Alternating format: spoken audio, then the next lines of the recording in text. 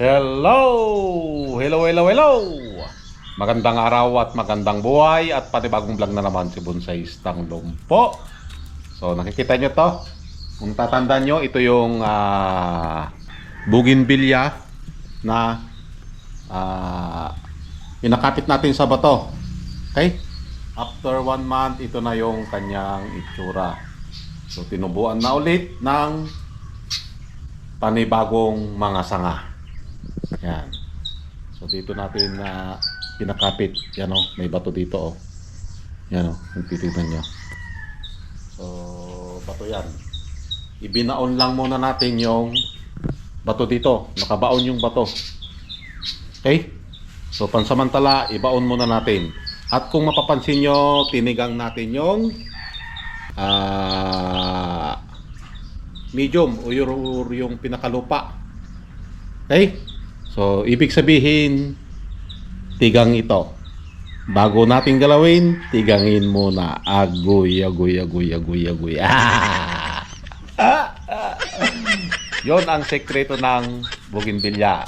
Bago mo galawin, tigangin mo muna. Upang sa ganon, maiwasan natin yung mabalian ng sanga. Dahil kapag busog ang halaman, ang kanyang mga sanga ay marupok. Agoy, agoy, agoy, agoy, agoy. Maging marupok. Okay, so kailangan nating lantain. So kapag malanta, ito ay makunat. Pero kapag busog sa tubig, ito ay marupok. Kagaya niya. Kagaya niya. Kaya shout out sa mga marupok dyan. Okay, so mainit na. It's time para galawin. Agoy, agoy, agoy. Sana all mainit na. Okay, so let's start.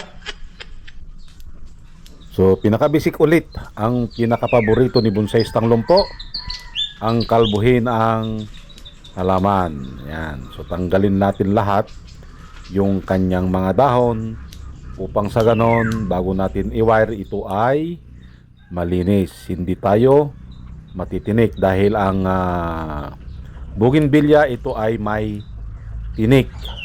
Kagaya niya. Matinik sa chicks. So kailangan tanggalin natin yon para pag-wire natin hindi tayo masasaktan. Agoy, agoy, agoy, agoy.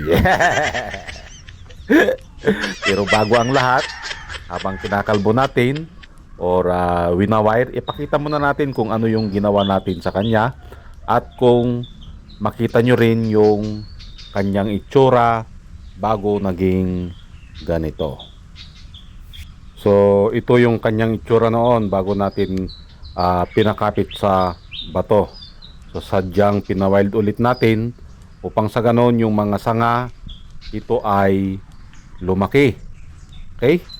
So nakikita nyo yung comparison ng itsura niya ngayon. Malayong malayo na sa itsura niya noon. Yan. So i-wire ulit natin. So dumaan ulit sa process na pagtigang. Agoy, agoy, agoy, agoy, agoy. Para ito ay hindi tayo mabalian. Yan. So after nating i-wire, ito ay ipinakapit natin sa bato.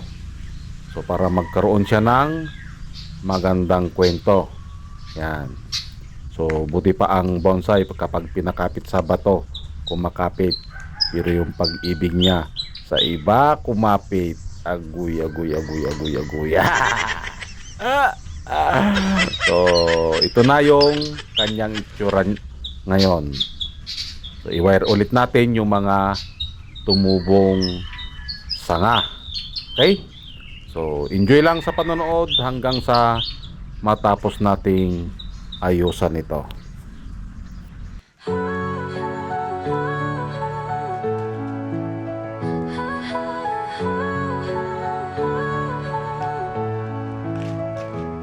Sa dilim ng gubat, ako'y naglalakad.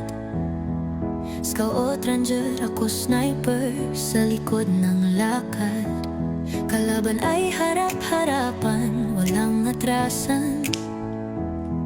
Maski kamatay, hindi ko iniiwasan. Tinamaan man ako, di ako sumuko. Sugatan ng katawan, pero buo ang puso. Buhay ko'y bonsai, maliit pero matatag.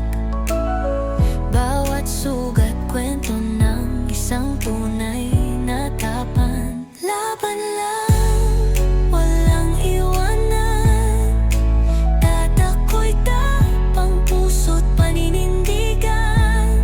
Bonsais ng lumpo, kahit saan itapon. Yon, at natapos na nga nating ayusan. Ito na yung kanyang itsura. Yan. Okay?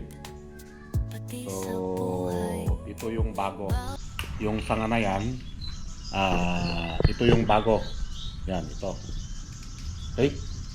Tapos, may pinutol tayo doon dahil namatay at pumalit yan. Okay? So, pinubuan din ng panibagong sanga dito. Yan, pati din ito. Okay? Yan. So, kitang-kita pa rin yung kanyang back doon. Okay? Yan. Doon, yun nandun sa malayo, sa gitna. Yun ang kanyang back. So, pasilip yan para sa butas dito. Yan. So, back. Yun ang back branch. Okay? And then, dito, pakapal na ng pakapal. Yan. Maganda ito kapag ito ay nailagay sa tamang pot. Dahil yung bato dito ay nilubog natin. Makikita dito yung bato, nandito. Yan. So, ito ay isang sexy. Kagaya niya. Agoy. Sang sexy kagaya niya. At kung ikutin natin, ito yung kanyang itsura. Yan. Ikot. Ito yung kanyang back. Ito yung back branch niya. Oh. Yan. Okay. Yan. Back yan. Ito yung back. Itsura ng back. And then, nakita nyo, punta natin dun sa front. At ito naman yung kanyang front. Ayan o. So, pakapalin na lang dito para magkaroon siya ng apex. Okay? So, yun lang. Mayroon ulit tayong maliit na bonsai. So, antayin na tanggalin natin dito. Okay? At ilagay sa tamang pot. Maganda ito pag ito ay may bulaklak. Okay? So, make sure bago nyo galawin, ganito yung kanyang medium. Tigang. Para maiwasan yung mabalian ng sanga. Okay? So, maraming salamat. At nasamahan nyo na naman si Bonsai Stang Lumpo. Hanggang sa muli. Bye-bye.